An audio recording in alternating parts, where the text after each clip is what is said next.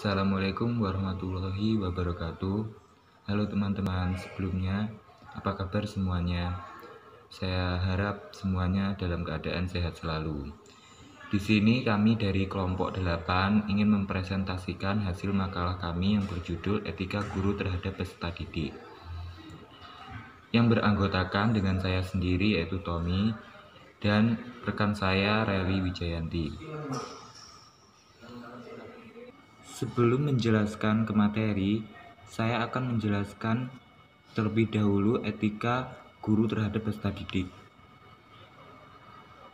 Etika itu adalah sebuah sifat, aturan atau norma yang berlaku pada seseorang.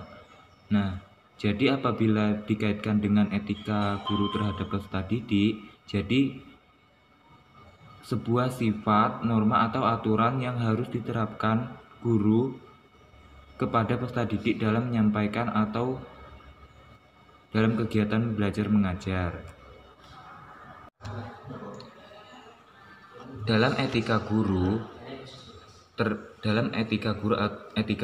terhadap peserta didik ini menyangkut 5 yang akan kami bahas. Yang pertama yaitu ada etika guru untuk memahami perbedaan peserta didik, perbedaan individu peserta didik, etika guru untuk menjalin komunikasi dengan peserta didik, etika guru untuk memandang positif peserta didik, etika guru untuk menilai objektif peserta didik, dan etika guru untuk menjadi teladan bagi peserta didik. Yang pertama, etika guru untuk memahami perbedaan individu peserta didik. Menganalisis karakteristik siswa dimaksudkan untuk mengetahui ciri perseorangan siswa. Hasil dari kegiatan ini akan berupa daftar yang memuat pengelompokan karakteristik siswa sebagai pijakan untuk mendeskripsikan metode yang optimal guna mencapai hasil belajar tertentu. Jika dalam menyampaikan materi pembelajaran guru kurang memperhatikan karakteristik siswa dan ciri-ciri kepribadian siswa tidak dijadikan pijakan dalam pembelajaran, siswa akan mengalami kesulitan memahami materi pembelajaran. Nah, jadi etika guru untuk memahami perbedaan individu ini memiliki poin penting tersendiri. Jadi apabila guru sudah mengetahui ciri atau karakteristik dari peserta didik tersebut, maka guru akan bisa menyesuaikan proses pembelajaran yang akan dibelajarkan oleh siswa tersebut. Kemudian mereka akan merasa bosan, bahkan timbul kebencian terhadap materi pembelajaran yang diajarkan oleh guru. Kondisi demikian sebagai penyebab rendahnya kualitas dan kuantitas proses serta hasil belajar yang telah diprogramkan. Upaya apapun yang dipilih dan dilakukan oleh guru dan perancangan pembelajaran jika tidak bertumpu pada karakteristik perseorangan siswa sebagai subjek belajar, maka pembelajaran yang dikembangkan tidak akan bermakna bagi siswa.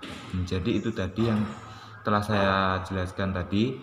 Jadi misalnya guru itu tidak bisa mengetahui atau memperhatikan karakteristik dari peserta didik, maka peserta didik tersebut tidak akan mudah suka atau tidak akan tertarik untuk ikut belajar dengan materi pembelajaran tersebut. Nah, jadi hal yang pertama yang harus dilakukan oleh guru itu harus mengetahui karakteristik, harus memperhatikan kepribadiannya siswa tersebut agar siswa tersebut seperti apa sih, cocoknya diberikan pembelajaran seperti apa. Kemudian apabila guru sudah mengetahui karakteristik tersebut, guru akan merancang atau mendesain sebuah pembelajaran yang khusus untuk sebuah proses pembelajaran yang diterapkan pada peserta didik tersebut. Nah, ini ada langkah-langkah untuk mendesain pembelajaran menurut Degen.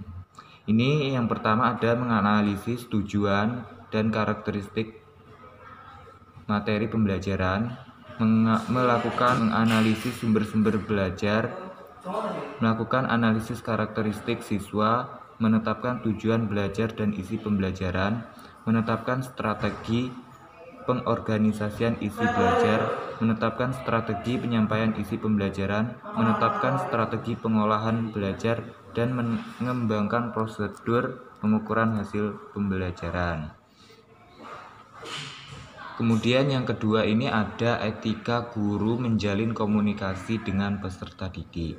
Nah, jadi selain guru memperhatikan karakteristik peserta didik, guru juga harus bisa berkomunikasi dengan baik. Nah, apa saja etika yang harus dilakukan guru dalam berkomunikasi dengan peserta didik? Yang pertama yaitu guru dilarang untuk memanggil dengan gelar-gelar yang buruk, terutama bagi orang-orang yang memang gemar memanggil peserta didiknya dengan nama-nama samaran. Nah, jadi guru itu tidak boleh memanggil dengan nama-nama julukan, nama-nama yang tidak bagus ya. Jadi nama yang harus sesuai dengan nama aslinya.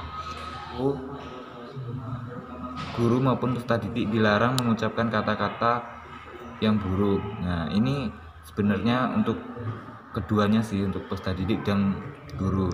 Jadinya tidak harus ditutur jaganya, harus ditutur kata-katanya yang baik. Jadi untuk berkomunikasi itu keduanya harus berkomunikasi dengan baik, harus dengan berkata dengan baik. Tidak boleh guru berkata kasar, tidak boleh peserta didik berkata kasar. Kemudian ada larangan peserta didik untuk mendahului ucapan guru, maka guru harus dapat bicara dengan baik dan penuh kesabaran. Nah, ini etikanya di etika peserta didik. Nah, jadi dengan itu guru harus berbicara dengan penuh kesabaran dan penuh perhatian. Selanjutnya akan disampaikan oleh Reli Wijayanti. Assalamualaikum warahmatullahi wabarakatuh. Saya Reli Wijayanti. Saya akan mempresentasikan etika guru terhadap peserta didik. Saya akan menjelaskan poin D, yaitu etika guru memandang positif peserta didik. Jadi, pandangan guru terhadap anak didik akan mempengaruhi kegiatan mengajar guru di kelas. Guru yang memandang anak sebagai individual dengan segala perbedaan dan persamaannya akan berbeda dengan guru yang memandang anak didik sebagai makhluk sosial. Nah, aspek-aspek yang ikut mempengaruhi keberhasilan belajar mengajar atau paling tidak keberhasilan belajar mengajar yang dihasilkan bervariasi. Variasian ini dilihat dari tingkat keberhasilan anak didik menguasai bahan pelajaran yang diberikan oleh guru dalam setiap kali pertemuan. Selain aspek-aspek tersebut, tingkat keberhasilan belajar mengajar terhadap peserta didik, yaitu etika yang baik, akan memungkinkan tingkat keberhasilan lebih tinggi dibandingkan dengan etika guru yang kurang baik dalam mengajarnya. Etika guru dalam pengajaran siswa atau perilaku guru terhadap siswa itu ada beberapa macam, seperti berniat mendidik dan menyebarkan ilmu pengetahuan serta menghidupkan syariat Islam. Kemudian guru hendaknya memiliki keikhlasan dalam mengajar, lalu mencintai peserta didik sebagai mencintai dirinya sendiri. Kemudian memberikan kemudahan dan mengajar dan menggunakan kata-kata yang dapat dipahami. Membangkitkan semangat peserta didik dengan jalan memotivasinya.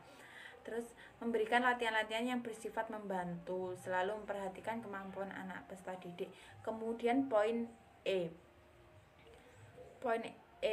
yaitu etika guru untuk menilai objek peserta didik ada 4. 1. Jelas dalam melakukan penilaian harus ada satu tujuan atau goal yang akan dicapai. Artinya seorang pendidik harus memiliki sense of goal, yang artinya itu seorang pendidik harus sudah tahu tujuan penilaian dalam mengukur kemampuan atau kompetensi peserta didik yang dilaksanakan selama proses pembelajarannya berlangsung. Kemudian yang kedua yaitu dalam melakukan penilaian, pendidik dituntut harus menyadari adanya sense of regulation atau keteraturan, yaitu sebagai contohnya itu memberikan dan membuat soal. Lah, guru memberikan dan membuat soal itu dalam bentuk pilihan ganda dan esai sebagai batasan waktu yang diselesaikan tugas dan lainnya yang harus ditepati. Proses penilaian ini tuh objektif jika harus mampu membuat setiap peserta didik atau murid untuk berprestasi dan menemukan potensi yang dimiliki oleh masing-masing peserta didik. Kemudian yang ketiga itu seorang peserta pendidik dituntut memiliki sense of achievement, yaitu seperti contoh ya, ketika peserta didik mengalami masalah dalam pembelajaran, maka seorang pendidik harus memiliki kemauan dan kemampuan untuk melakukan assessment motivasi training atau AMT yang memberi motivasi dan semangat pada mereka. Terus kemudian yang keempat, pendidik harus memiliki sense of harmony yang akan menciptakan keselarasan atau keserasian dan keseimbangan.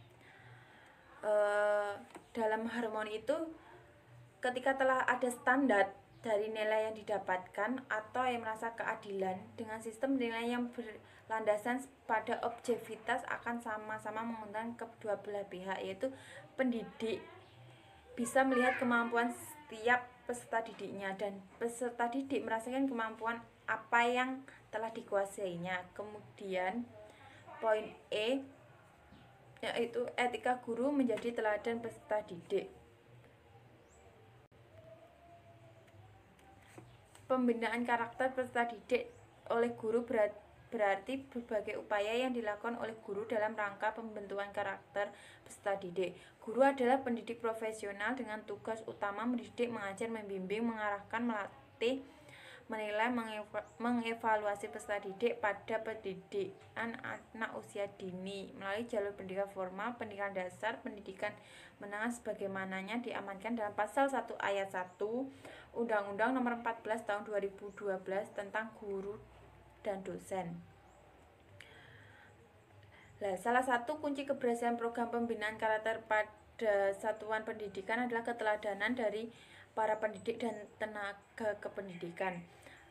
Peran keteladanan merupakan jantung dan jiwa dari sebuah program pembinaan karakter. Jika karakter yang baik perlu diajarkan dari perspektif baik, maka strategi yang biasa digunakan dalam pendidikan karakter. Ada 2 syarat yang harus dipenuhi untuk menggunakan strategi ini, yaitu guru atau orang tua harus berperan sebagai model yang baik bagi peserta didiknya ataupun anak-anaknya. Kemudian anak-anak harus meneladani orang terkenal yang berakhlak mulia seperti Nabi Muhammad SAW. Kemudian karakter yang dikembangkan dalam pendidikan itu seperti katalisator atau teladan, inspirator, motivator, demonstrator, dan evaluator. Nah, faktor yang mutlak dalam pengembangan pendidikan karakter pada peserta didik melalui keteladanan seorang guru mempunyai peranan katalisator akan lebih efektif karena kedudukannya sebagai figur atau idola yang digugu lan ditiru oleh oleh peserta didik. Kemudian keteladanan guru secara langsung mempengaruhi perkembangan karakter peserta didik dan juga memiliki hubungan timbal balik. Apalagi guru menjadi teladan yang baik bagi peserta didik. Terima kasih. Wassalamualaikum warahmatullahi wabarakatuh.